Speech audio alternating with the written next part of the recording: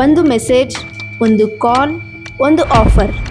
ಅಯ್ಯೋ, ನಿಮ್ಮ ಖಾತೆಗೆ ₹1,00,000 ಬರುತ್ತೆ ಅಂದರೆ ವಾವ್, ಖುಷಿ ಆಯಿತು ಅಲ್ವಾ? ಏನೂ ಮಾಡಬೇಕಾಗಿಲ್ಲ, ಕೇವಲ ಲಿಂಕ್ ಕ್ಲಿಕ್ ಮಾಡಿ ಅಷ್ಟೇ. ಸುಲಭವಾಗಿ ಹಣ ಗಳಿಸಿ. ಬ್ಯಾಂಕ್ ಖಾತೆಯನ್ನು ಬಾಡಿಗೆಗೆ ನೀಡಿದರೆ ತಿಂಗಳಿಗೆ ಕಮಿಷನ್ ಕೂಡ ಸಿಗುತ್ತೆ. ಆದರೆ ಒಂದು ನಿಮಿಷ ನಿಲ್ಲಿ, ಆ ಹಣದ ಹಿಂದೆ ಅಪರಾಧದ ನೆರಳಿದ್ರೆ? ಇಂದು ಸೈಬರ್ ವಂಚಕರು ನಿಮ್ಮ ಹಣವನ್ನಷ್ಟೇ ಕದಿಯುತ್ತಿಲ್ಲ, ನಿಮ್ಮ ಹೆಸರನ್ನೇ ಅಪರಾಧದ ಸಾಕ್ಷಿಯಾಗಿ ಮಾಡುತ್ತಿದ್ದಾರೆ. 50,000ದ ಆಸೆ, ಅದರ ಬೆಲೆ ನಿಮ್ಮ ಸ್ವಾತಂತ್ರ್ಯ. ಮ್ಯೂಲ್ ಬ್ಯಾಂಕ್ ಖಾತೆಗಳು, ಡಿಜಿಟಲ್ ಅರೆಸ್ಟ್, ನಕಲಿ ಆ್ಯಪ್ಗಳು ಇವೆಲ್ಲ ಹೇಗೆ ಕೆಲಸ ಮಾಡುತ್ತವೆ? ಒಬ್ಬ ವಂಚಕನ ಜಾಲಕ್ಕೆ ಸಿಲುಕಿದಾಗ ಬಲಿಪಶು ಯಾರು? ಹಣ ಕಳೆದುಕೊಂಡವನ ಅಥವಾ ಖಾತೆ ಕೊಟ್ಟವನ? ಇದು ಒಂದು ಎಚ್ಚರಿಕೆಯ ಕಥೆ. ಇದು ಕೇವಲ ಸೈಬರ್ ವಂಚನೆಯ ಕಥೆಯಲ್ಲ, ಬೆಳಗಾವಿಯಲ್ಲಿ ದಾಖಲಾಗಿರುವ ಸೈಬರ್ ಅಪರಾಧಗಳ ಅಂಕಿಅಂಶ ಮತ್ತು ಅದರ ಹಿಂದಿನ ಸತ್ಯದ ವಿಶ್ಲೇಷಣೆ.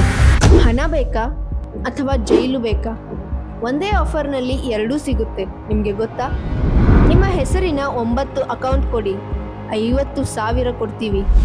ಇದು ಅವಕಾಶನಾ ಇಲ್ಲ ಬಲೆಯ? ನೀವು ಯೋಚಿಸ್ತೀರಾ? 30 ದಿನದಲ್ಲಿ ಇಂಗ್ಲಿಷ್ ಕಲಿಯುವುದು ಗೊತ್ತು, ಆದರೆ 30 ದಿನದಲ್ಲಿ 80 ಲಕ್ಷ ಬರುವುದು ಗೊತ್ತಾ? ಹೌದು, ಬರುತ್ತೆ.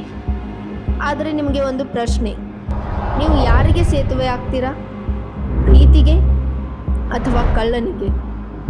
ಪ್ರೀತಿಗೆ ಸೇತುವೆ ಆದರೆ ನಿಮ್ಮ ಪ್ರೀತಿಗೂ ಯಾರಾದರೂ ಸೇತುವೆ ಆಗುತ್ತಾರೆ. ಆದರೆ ಕಳ್ಳನಿಗೆ ಸೇತುವೆ ಆದರೆ ಯಾರು ಬರ್ತಾರೆ? ಡೈರೆಕ್ಟ್ ಕಂಬಿ ಹಿಂದೆ. ಒಬ್ಬ ಯುವಕ, ಒಬ್ಬ ನಿವೃತ್ತ ವ್ಯಕ್ತಿ, ಒಬ್ಬ ವಂಚಕ, ಇವರ ನಡುವಿನ ನಂಟು. ಬಲಿಪಶು ಯಾರು? ನಿಮ್ಮ 9 ಅಕೌಂಟ್ಗೆ 80 ಲಕ್ಷ ಬಂದರೆ ಖುಷಿ ಆಗುತ್ತೀರಾ ಅಥವಾ ಅಳುತ್ತೀರಾ?